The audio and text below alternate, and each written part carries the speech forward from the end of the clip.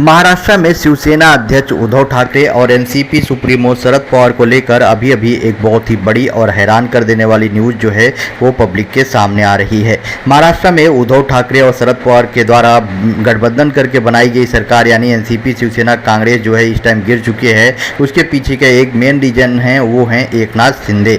लेकिन अब इन्हीं सब चीज़ों के बीच में जब महाराष्ट्र में ईडी के द्वारा एक बड़ी कार्रवाई की गई और संजय राउत को गिरफ्तार कर लिया गया, उसके बाद महाराष्ट्र की राजनीति में पूरी तरह से भूचाल आया हुआ है। लेकिन इसी दौरान एनसीपी सुप्रीमो शरद पवार के द्वारा जो संजय राउत हैं उनकी गिरफ्तारी पर चुप्पी साधना कई सवालों को जो है खड़ा कर रहा है। अब तक उन्होंने मामले पर सार्वजनिक तौर पर कुछ भी नहीं बोला है, जो कि संजय राउत के काफ़ी ज़्यादा सपोर्टर दिखाई दिए थे जब तक महाराष्ट्र में उद्धव ठाकरे गवर्नमेंट थी। लेकिन अब जो है जब फाइनली उद्धव ठाकरे की सरकार गिर चुकी है और संजय राउत को गिरफ्तार कर लिया गया, तो उस दौरान एनसीपी सुप्रीमो शरद पवार के द्वारा सार्वजनिक तौर पर एक भी शब्द नहीं बोला गया है। लेकिन इसको लेकर शिवसेना प्रमुख और महाराष्ट्र के पूर्व मुख्यमंत्री उद्धव ठाकरे से जब इसको लेकर सवाल किया गया तो वो पूरी तरह से इस पर भड़क गए। मीडिया रिपोर्ट के अनुसार जब ठाकरे से सवाल किया गया कि क्या राउत को आइसोलेट किया जा रहा है, साथ ही पवार का भी चुप्पी का भी जिक्र किया गया, इसे लेकर शिवसेना प्रमुख ने कहा, मैं तुम्हें बोलूं कि मैं फालतू सवालों का जवाब